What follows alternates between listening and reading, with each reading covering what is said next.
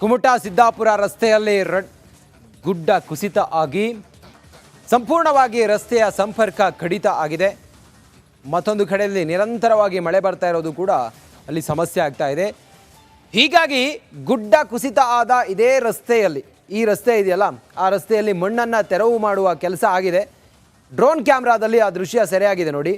ಇದು ರಸ್ತೆಯ ಈ ಭಾಗದಲ್ಲಿ ಗುಡ್ಡ ಕುಸಿತ ಆಗಿ ರಸ್ತೆ ಮೇಲೆ ಮಣ್ಣು ತುಂಬಿಕೊಂಡಿತ್ತು. ಅದಾದ ನಂತರ ಆ ಮಣ್ಣನ್ನು ತೆಗೆದಿದ್ದಾರೆ.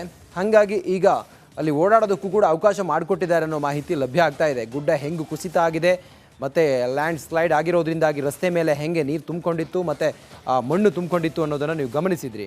ಇದು ಡ್ರೋನ್ ಕ್ಯಾಮ್ರಾದಲ್ಲಿ ಸೆರೆಯಾಗಿದೆ. ಈ ದೃಶ್ಯ ನೋಡ್ತಾ ಇದ್ದೀರಲ್ಲ, ಇದು ಕಾರವಾರ ಮತ್ತು ಕುಮಟಾ ಮತ್ತು ಸಿದ್ದಾಪುರ, ಕಾರವಾರದ ಕುಮಟಾ ಸಿದ್ದಾಪುರ ಭಾಗದಲ್ಲಿ ಆಗಿರುವಂಥ ಘಟನೆ ಇದು. ಸದ್ಯಕ್ಕೆ ಈಗ ಮಣ್ಣನ್ನು ತೆರವು ಮಾಡಿದ್ದಾರೆ ಮತ್ತು ಆ ರಸ್ತೆ ಓಡಾಟಕ್ಕೂ ಕೂಡ ಅವಕಾಶ ಮಾಡಿಕೊಟ್ಟಿದ್ದಾರೆ.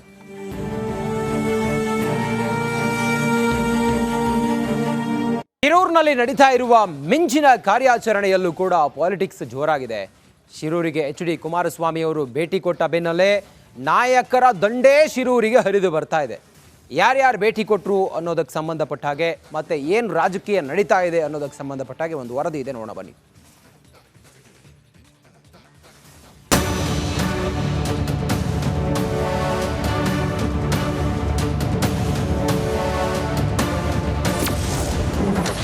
ರಕ್ಷಣಾ ಕಾರ್ಯಾಚರಣೆಗೆ ಆರ್ಮಿ ಎಂಟ್ರಿ. ಗುಡ್ಡ ಕುಸಿತ ಸ್ಥಳದಲ್ಲಿ ನಾಯಕರ ಮುಖ. ಮರಣ ಮಳೆಗೆ ಉತ್ತರ ಕನ್ನಡ ಜಿಲ್ಲೆ ನಲುಗಿ ಹೋಗಿದೆ. ಸತತ ಮಳೆಯಿಂದ ಗುಡ್ಡ ಮಣ್ಣು ಕುಸಿದು ಹಲವರು ಜಲಸಮಾಧಿಯಾಗಿದ್ದಾರೆ. ಇನ್ನು ಮಣ್ಣಿನಡಿ ಸಿಲುಕಿರುವ ಲಾರಿ ಚಾಲಕ ಅರ್ಜುನನಿಗಾಗಿ ಒಂದೆಡೆ ಕಾರ್ಯಾಚರಣೆ ನಡೆಯುತ್ತಿದ್ರೆ, ಇತರ ರಾಜಕೀಯ ನಾಯಕರು ಇಲ್ಲೂ ಪಾಲಿಟಿಕ್ಸ್ ಮಾಡುತ್ತಿದ್ದಾರೆ.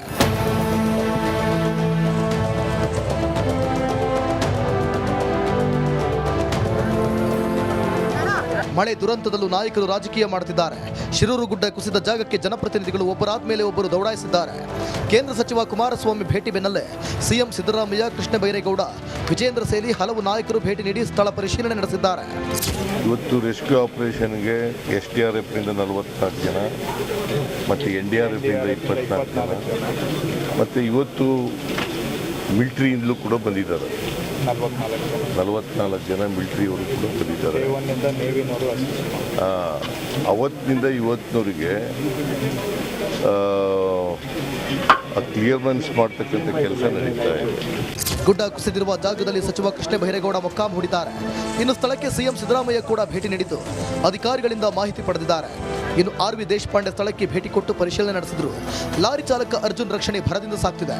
ಚಾಲಕ ಅರ್ಜುನ್ ಬದುಕಿ ಬರಲಿ ಎಂದು ಪ್ರಾರ್ಥಿಸುತ್ತೇನೆ ಎಂದರು.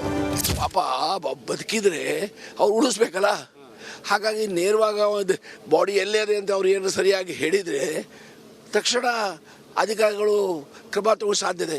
ಈಗ ಸುಮ್ಮನೆ ಮತ್ತು ಅವ್ರು ನೋಡಿ ಈಗ ಹೇಳ್ತಾ ಇದ್ದಾರೆ, ಅವ್ರು ಎಲ್ಲೇ ಹೇಳಿದ್ರು ಅಲ್ಲೇ ನಮ್ಮ ಅವ್ರ GPS ಮುಖಾಂತರ ನಮ್ಮ ಅಧಿಕಾರಿಗಳು ಕೆಲಸ ಮಾಡ್ತಾ ಇದ್ದಾರೆ ಅಂತ. ಇನ್ನು ಶಿರೂರು ಗುಡ್ಡದಲ್ಲೇ ಬೀಡು ಬಿಟ್ಟಿರುವ ಕೇರಳ ಶಾಸಕ ಅಶ್ರಫ್ ಮೊಕ್ಕಾಂ ಕಾರ್ಯಾಚರಣೆಯ ಕ್ಷಣದ ಮಾಹಿತಿ ರವಾನೆ ಮಾಡುತ್ತಿದ್ದಾರೆ.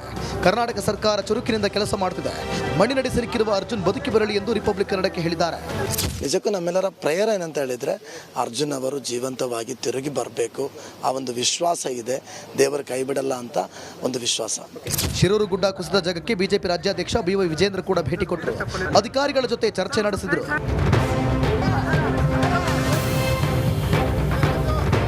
ಇನ್ನು 10 ಲಕ್ಷ ಪರಿಹಾರ ಕೇಳಿದ್ದ ಮಂಕಾಳ ವೈದ್ಯಗೆ ಕೇಂದ್ರ ಸಚಿವ HDK ತಿರುಗೇಟು ನೀಡಿದ್ದಾರೆ.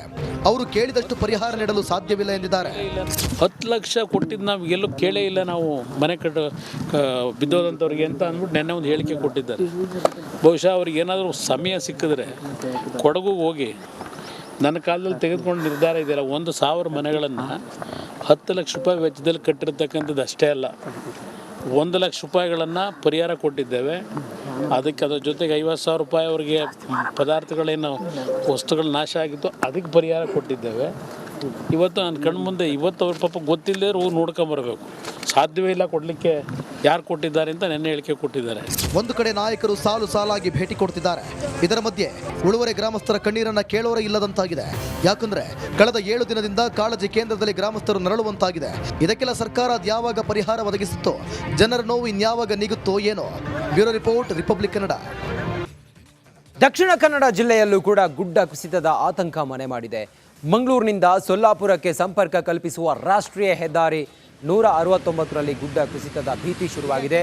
ವಾಮಂಜೂರು ಕೆತ್ತಿಕಲ್ ಬಳಿ ಅಪಾಯಕಾರಿಯಾಗಿ ರಸ್ತೆ ಅಗೆದಿದ್ದು ದೊಡ್ಡ ಪ್ರಮಾಣದಲ್ಲಿ ಮಣ್ಣು ಕುಸಿದ್ರೆ ಸಂಪರ್ಕ ಸ್ಥಗಿತವಾಗಲಿದೆ.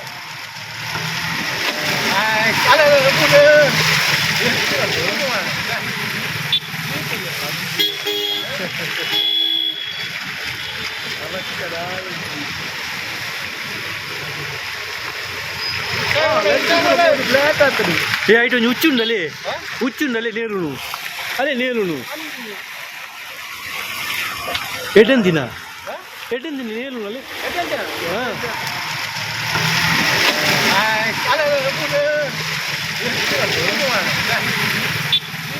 ಮಹಾರಾಷ್ಟ್ರದಲ್ಲಿ ಸುರಿತಾ ಇರುವ ಭಾರೀ ಮಳೆ ಅವಾಂತರವನ್ನು ಸೃಷ್ಟಿ ಮಾಡಿದೆ. ಕೃಷ್ಣೆ ಮತ್ತು KRS ಸಂಪೂರ್ಣವಾಗಿ ಪ್ರವಾಹದ ಪರಿಸ್ಥಿತಿಯನ್ನು ಎದುರಿಸುವ ಹಂಗೆ ಕಾಣಿಸ್ತಾ ಇದೆ.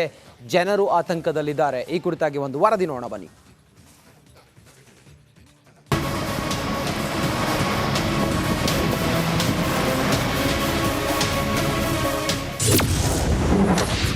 ಮಹಾಮಳೆಗೆ ಕೃಷ್ಣಾ ನದಿ ಅಬ್ಬರ. ಕೃಷ್ಣಾ ನದಿ ತೀರದಲ್ಲಿ ಹೈ ಅಲರ್ಟ್. ವರುಣಾರ್ಭಟಕ್ಕೆ ಮಹಾರಾಷ್ಟ್ರ ನಲುಗಿ ಹೋಗಿದೆ.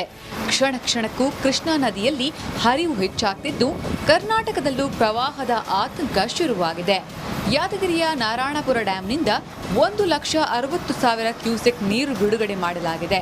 ಹೀಗಾಗಿ ಕೃಷ್ಣಾ ನದಿ ತೀರಕ್ಕೆ ತೆರಳದಂತೆ ಹೈ ಅಲರ್ಟ್ ಘೋಷಿಸಲಾಗಿದೆ. ದಯವಿಟ್ಟು ನಳಿ ದಂಡೆಯಲ್ಲಿ ಬಟ್ಟೆ ತೊಳೆಯೋದಾಗ್ಲಿ, ಸ್ನಾನ ಮಾಡೋದಾಗ್ಲಿ, ಕಾಲು ಕೈ ಮಗ ತೊಳೆಯಕ್ಕೆ ಯಾವುದೊಂದು ಸಾಹಸ ಮಾಡ್ದಾನೆ ಇಲ್ಲಿ ವ್ಯವಸ್ಥೆ ಮಾಡಿದೆ. ಈ ವ್ಯವಸ್ಥೆಯಿಂದ ತಾವು ಬಳಸ್ಕೊಂಡು ಸಹಕಾರ ನೀಡಬೇಕಂತ ಹೇಳಿ ನಿಮ್ಮಲ್ಲಿ ವಿನಂತಿಪೂರ್ವಕದಿಂದ ಕೇಳ್ಕೊಳ್ತೇನೆ. ಚಿಕ್ಕೋಡಿಯಲ್ಲಿ ಕೃಷ್ಣಾ ನದಿ ಅಬ್ಬರಕ್ಕೆ ಹಲವು ಗ್ರಾಮಗಳಿಗೆ ನೀರು ನುಗ್ಗುವ ಭೀತಿ ಶುರುವಾಗಿದೆ. ನದಿ ಅಕ್ಕಪಕ್ಕದ ಜಮೀನುಗಳಿಗೆ ನೀರು ನುಗ್ಗಿದ್ದು ಕಬ್ಬು ಬೆಳೆ ಜಲಾವೃತಗೊಂಡಿದೆ. ಮಂಡ್ಯದಲ್ಲಿ ಕಾವೇರಿ ನದಿ ಮೈದುಂಬಿ ಹರಿಯುತ್ತಿದೆ. KRS ಡ್ಯಾಂನಿಂದ 50,000 ಕ್ಯೂಸೆಕ್ಗೂ ಅಧಿಕ ನೀರು ಬಿಡುಗಡೆ ಮಾಡಲಾಗಿದೆ. ನದಿ ದಡದ ಜಮೀನುಗಳು ನೀರಿನಲ್ಲಿ ಮುಳುಗಡೆಯಾಗುವ ಆತಂಕ ಶುರುವಾಗಿದೆ.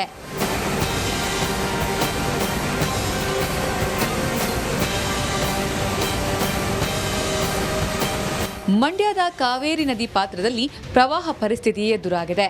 ಉಕ್ಕಿ ಹರಿಯುತ್ತಿರುವ ಕಾವೇರಿ ನದಿಯಲ್ಲೇ ನೀರಿಗಿಳಿದು ಪ್ರವಾಸಿಗರು ಹುಚ್ಚಾಟ ಮೆರೆದಿದ್ದಾರೆ.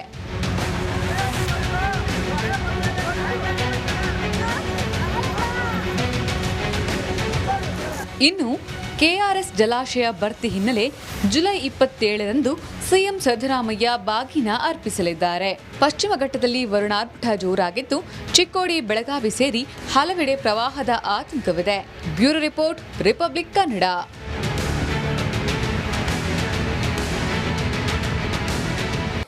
ರೇಣುಕಾಸ್ವಾಮಿಯನ್ನ ಕೊಲೆ ಮಾಡಿರುವ ಡಿ ಮತ್ತು ಈ ಗ್ಯಾಂಗ್ ಇದೆಯಲ್ಲ, ಪರಪ್ಪನ ಅಗ್ರಹಾರದಲ್ಲಿ ಮುದ್ದೆ ಮುರಿತ ಸುಮಾರು 1 ತಿಂಗಳಾಗ್ತಾ ಬಂತು. ಒಂದು ಕಡೆಯಲ್ಲಿ ದರ್ಶನ್ಗೆ ಜೈಲೂಟ ಸೇರ್ತಾ ಇಲ್ಲ, ಸೊರಗು ಹೋಗಿದ್ದಾರೆ. ಮನೆ ಊಟಕ್ಕೆ ಬೇಡಿಕೆ ಇಟ್ಟಿದ್ದಾರೆ, ಆದರೂ ಕೂಡ ಅವಕಾಶ ಇಲ್ಲ. ಇದೆಲ್ಲದರ ನಡುವೆ ಪೊಲೀಸರು ಮಾತ್ರ ಇನ್ನಷ್ಟು ಸಾಕ್ಷ್ಯವನ್ನು ಕಲೆ ಹಾಕುವತ್ತ ಹೊರಟಿದ್ದಾರೆ. ಇದೆಲ್ಲದರ ಕುರಿತಾಗಿ ಒಂದು ವಿಶೇಷ ವರದಿ ಇದೆ, ನೋಡೋಣ ಬನ್ನಿ.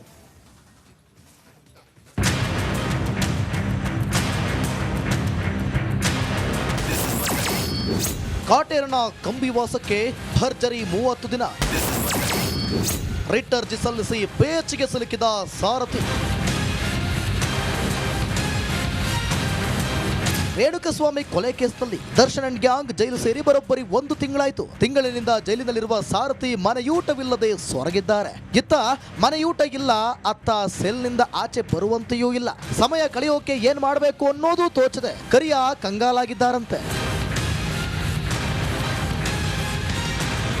ಮನೆ ಊಟಕ್ಕಾಗಿ ಹೈಕೋರ್ಟ್ಗೆ ರಿಟ್ ಅರ್ಜಿ ಸಲ್ಲಿಸಿದ್ದೆ ಇದೀಗ ದರ್ಶನ್ಗೆ ಕಂಟಕವಾದಂತೆ ಕಾಣ್ತಿದೆ. ಅಷ್ಟಕ್ಕೂ ದರ್ಶನ್ ಮನೆ ಊಟಕ್ಕಾಗಿ ಮಾಡಿದ ಎಡವಟ್ಟೇನು ಅನ್ನೋದನ್ನ ನೋಡೋದಾದ್ರೆ, ಜೈಲಿನಲ್ಲಿ ಮನೆಯೂಟ ಪಡೆಯಲು ಅವಕಾಶ ಇದೆ. 2021ರ ಕರ್ನಾಟಕ ಪ್ರಿಸನ್ಸ್ ಸರ್ವಿಸ್ ಮ್ಯಾನ್ಯುಲ್ ಅಡಿ ಮನೆಯೂಟ ನೀಡಲು ಅವಕಾಶ ಇದೆ.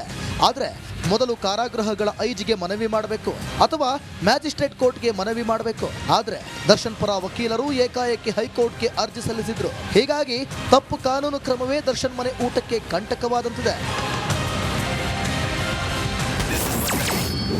ನಕಲಿ ಸಿಮ್ ಬಳಸಿ ಅಖಾಡಕ್ಕಿಳಿದ ಖಾಕಿ. ರೇಣುಕಸ್ವಾಮಿ ಕೊಲೆ ಕೇಸಲ್ಲಿ ತನಿಖೆ ಚುರುಕುಗೊಂಡಿದೆ. ಡೆವಿಲ್ ಗ್ಯಾಂಗ್ ವಿರುದ್ಧ ಮತ್ತಷ್ಟು ಸಾಕ್ಷ್ಯ ಸಂಗ್ರಹಕ್ಕೆ ನಕಲಿ ಸಿಮ್ ಬಳಸಿ ಪೊಲೀಸರು ಅಖಾಡಕ್ಕಿಳಿದಿದ್ದಾರೆ. ನಕಲಿ ಸಿಮ್ ಬಳಸಿ ರೇಣುಕಾ ಇನ್ಸ್ಟಾಗ್ರಾಮ್ ಖಾತೆ ರಿಟ್ರೀವ್ ಮಾಡಲಾಗ್ತಿದೆ. ಇನ್ಸ್ಟಾಗ್ರಾಮ್ ಕಂಪನಿಗೂ ಪತ್ರ ಬರೆದು ಮಾಹಿತಿ ಸಂಗ್ರಹಕ್ಕೆ ಮುಂದಾಗಿದ್ದು ಡಿಜಿಟಲ್ ಸಾಕ್ಷ್ಯದ ಬೆನ್ನು ಬಿದ್ದಿದ್ದಾರೆ. ಒಟ್ನಲ್ಲಿ ಡಿ ಮತ್ತು ಗ್ಯಾಂಗ್ಗೆ ಸಂಕಷ್ಟಗಳ ಸರಮಾಲೆಯೇ ಎದುರಾಗಿತ್ತು. ಮತ್ತಷ್ಟು ಡಿಜಿಟಲ್ ಸಾಕ್ಷ್ಯಗಳು ದೊರೆಯುತ್ತವಾ? ದರ್ಶನ್ಗೆ ಮನೆ ಊಟ ಸಿಗುತ್ತಾ ಅನ್ನೋದನ್ನ ಕಾದು ನೋಡಬೇಕಿದೆ. Bureau report, republic Kannada.